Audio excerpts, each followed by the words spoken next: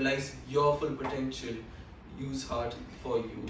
अपने दिल का अपने आप के लिए प्रयोग करें, अपने दिल का ध्यान रखें. स्ट्रेस एक इतनी बड़ी बीमारी बन चुका है.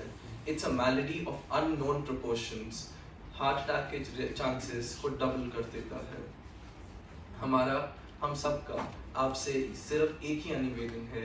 We just have one request to you to make this campaign yours. इस कैंपेन में जो आप इंफॉर्मेशन गैदर करेंगे, जितने लोगों को स्प्रेड कर सकते हैं, आपकी फैमिली, आपके रिलेटिव्स, आपके फ्रेंड्स को हेल्प करेगा. दैट्स द मेन मोटिव है. There's a saying in Punjabi, Vidya Vichari Ta Paropkari. So let's stick to the title and go from that. Thank you. We'll talk about the risk factors that lead to high blood pressure. So first, hypertension can lead to many heart diseases, for example, coronary heart disease, congestive heart failure, and stroke. The first risk factor is age. The chances of high blood pressure increase with age. For example, it is more common in ages 18 and above, especially in old age. But these days, even youngsters are having high blood pressure and even hypertension because of sedentary lifestyle and unhealthy habits. The next risk factor is family history. If you have a family member who has high blood pressure, you're more prone to hypertension. For example, your parents or your grandparents. In such cases, it is advised to get regular checkups, for example, once a year.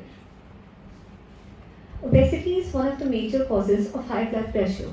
We have seen that it is caused due to an increased intake of fat-rich diet.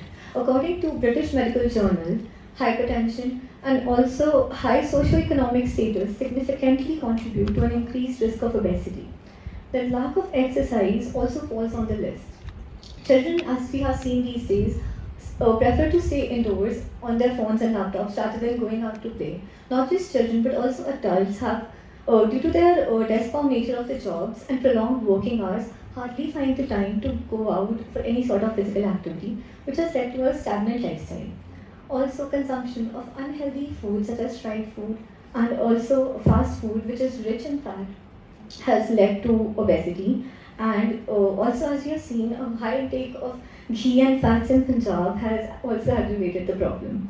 Tobacco chewing and cigarette smoking also fall under the reasons that lead to high blood pressure, and also the fact that in Punjab, drug abuse and use is very significant. It also leads to high blood pressure amongst people of lower age groups. Similarly, chronic drinking, vaping, etc. also leads to high blood pressure and hence hypertension. One of the major causes of hypertension is high levels of stress. These days, people tend to take a lot of stress of their jobs, family problems, even studies, etc., which leads to high blood pressure, and it is not healthy. Stress leads to high blood pressure because of two main reasons. One, stress leads to high heart rate, and two, it may increase your appetite, which forces you to eat more comfort foods. These foods are rich in oil, fat, and salt, which leads to high blood pressure. For example, during exams, the students are found to eat more junk food, like chips, chocolates, etc. Also, topography, air pollution, noise, and temperature are some environmental factors that may also affect the blood pressure of individuals. Thank you.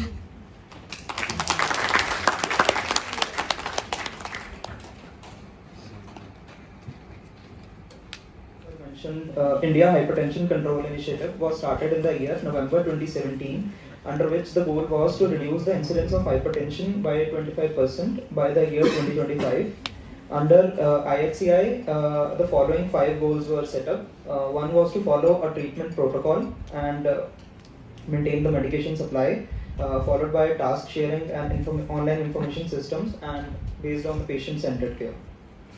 Now let's discuss about what are the main mistakes which we do while measuring BP in our daily life, not only as a paramedical staff or as a doctor, but also as a patient himself at their homes.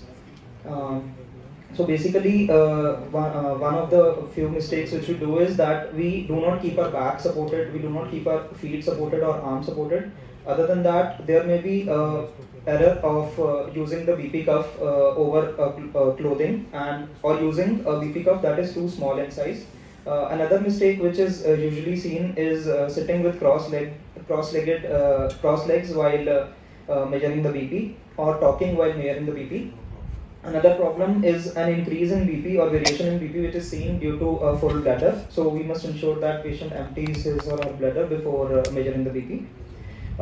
So as you can see in this picture, for all the adults more than 18 years of age, the following measures should be taken, in which, as I told before, no talking should be done, cuff should be at the heart level, arm should be supported back and feet should be supported. Exact reading which is available should be noted down, whether it is a digital or Android BP monitor, and correct size of BP cuff should be used. Now let's see a video on how the BP should be measured accurately. In this video, we will show you how to prepare your patient for blood pressure measurement. So why is it important to properly prepare your patient for a blood pressure measurement? When a patient is correctly prepared to have their blood pressure measured, they will be comfortable and relaxed throughout the process. This will minimize the risk of getting an erroneously high blood pressure reading. For example, did you know that if a patient's feet are dangling or their back is unsupported when having their blood pressure measured, their measurement can appear to be 10 to 15 millimeters higher than it actually is? These findings help us understand why the patient preparation steps we outlined in this video are the foundation of an accurate blood pressure measurement. It does not matter whether you are using a manual sphygmomanometer or an automated device. You should always follow these steps when measuring a blood pressure. Before preparing your patient for a blood pressure, it's also important to point out that patients should avoid caffeine, exercise, and smoking for at least 30 minutes before measurement, empty their bladder, and relax for 2 to 5 minutes before starting the blood pressure. What are the patient preparation steps? In order to get the most accurate blood pressure measurement, you should first confirm the following 7 things about your patient before taking their blood pressure. 1. Their arm is supported on a comfortable surface. 2. The correct cuff is on their bare arm. 3. They are sitting quietly in a chair throughout the blood pressure measurement. 4. Their back is supported. 5. The cuff is at heart level. 6. Their legs are uncrossed. And 7. Their feet are supported. So let's explore each of these steps and why they are important. Talking, texting, and reading can falsely elevate their blood pressure readings. So let patients know it is important to sit quietly, and remember to ask them to put away their cell phones. Have your patient sit in a chair. Make sure your patient's back is supported, feet flat on the floor, legs uncrossed, and arms supported on a comfortable surface. This will help make your patient as relaxed as possible. Proper patient position will help make sure you get as accurate a reading as possible. Now that your patient is seated correctly, select the correct cuff size for the patient's arm. Your blood pressure device has 2 different cuff sizes, medium and large. Choose the cuff that's the right size for the patient's bare upper arm. If you don't, you will get a bad reading. Cuffs that are too large can give a low reading, while ones that are too small will appear falsely high. Wrap the cuff around your patient's bare arm. If they are wearing layers, ask them to remove excess clothing and roll up long sleeves. Just make sure that sleeves do not restrict blood flow to their arm. A tight sleeve can make the patient's blood pressure appear lower than it really is. To position the cuff, locate the brachial artery in the upper inner arm and align the center of the rubber bladder directly over it, using the artery arrow on the cloth cover as a guide. Wrap the cuff snugly using both hands and fasten the Velcro, with the lower edge about an inch above the bend at the elbow. The cuff should be wrapped snugly enough that you cannot slip more than 2 fingers under the bottom edge. Once you have the cuff on, make sure that the patient's arm is supported in a way that puts the blood pressure cuff at the same height as the patient's heart. When their arm is supported, the patient should be completely relaxed.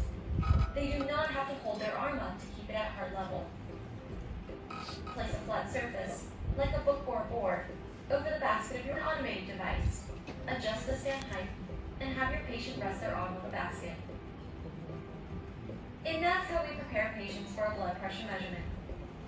Let's review the 7 steps to prepare patients for blood pressure measurement. Make sure their arm is supported. Place the correct cuff on their bare arm. Seat patients in a chair so that they rest quietly during the blood pressure measurement. Make sure their back is supported. Make sure the cuff is at heart level.